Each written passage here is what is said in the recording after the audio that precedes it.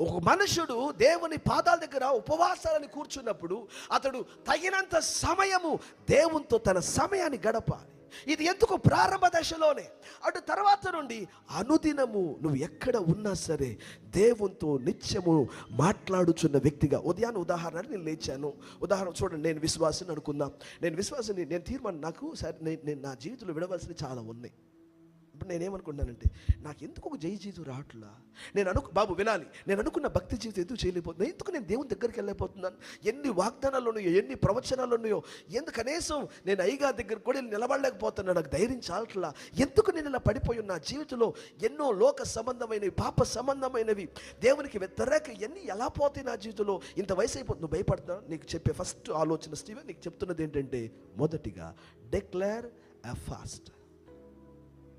ఒక fasting prayer నువ్వు declaration చేసుకో. 10 రోజుల 21 రోజుల చెయ్యి. సంపూర్ణంగా ఉంటావా, పార్షియల్గా ఉంటావా, చెయ్యి. బట్ ఏ సమయంలోనైతే నువ్వు ఎక్కువగా ప్రార్థించగలవో అది చూసుకో. వినాలన్నమాట. ఉద్యోగానికి వెళ్ళొద్దని అంట్లో, ఉద్యోగానికి వెళ్తే వెళ్ళు. అయితే ఉద్యోగానికి వెళ్ళే సమయంలో ఫాస్టింగ్ ఉండబాక. నువ్వు ప్రార్థన చేయగలిగిన టైం ఏదో చూసుకుని ఆ టైంలోనే ఫాస్టింగ్ ఉండు. ఆ ఫాస్టింగ్ ఉన్నప్పుడు ఎక్కడికి వెళ్ళబాకు. అప్పుడు ఉదాహరణకి సాయంకాలం ఫాస్టింగ్ ఉంటున్నావు అనుకుందాం. సాయంకాలం 6 నుంచి నువ్వు ఫాస్టింగ్ ఉంటే 6 కల్లా ఇంటికి వచ్చేసి వెంటనే స్నానం చేసేసి వెంటన్నారా, లేకపోతే వచ్చిన వెంటనే లోపలికి వెళ్ళిపోవాలి. ప్రార్థనలో కూర్చోని, ప్రార్థన ఒక చిన్న చాప వేసుకుని, లేకపోతే ఒక బెడ్ వెంటనే ఏదో ఒక కాపెట్టేసుకుని అక్కడ కూర్చోడు.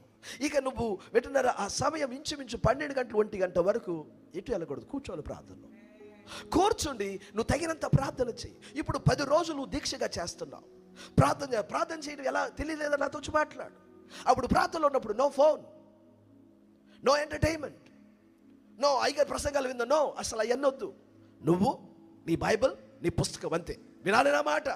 ఎందుకు అంటున్నాను? ప్రసంగం ఇప్పుడు ఫోన్ దగ్గరికి వెళ్తే, ప్రసంగం వినటానికి వెళ్తే వింటున్నారా, నీ జీవితంలో అభివృద్ధి పొందాలంటే ఎలా అని ఒక వీడియో వచ్చింది. ఇంక దానిలోకి వెళ్తాడు వీడు. అది చూసి దద్దాం అనుకుంటాడు. అది చూసేటోడికి ప్రార్థన టైం అయిపోయింది.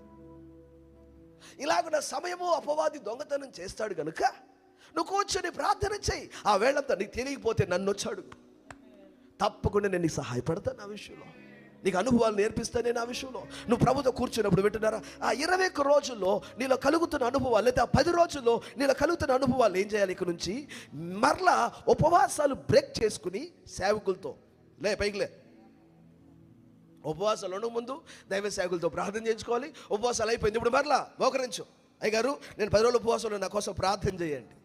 వింటున్నారా? ప్రార్థన చేయించుకుని, అయ్యా ఈ ఉపవాసాలు ముగించిన తర్వాత దైవజనులతో కూర్చొని దైవ సేవకులు చెబుతా, అదిగో నాన్న ఇలా ఈ రోజు నుండి ఇలా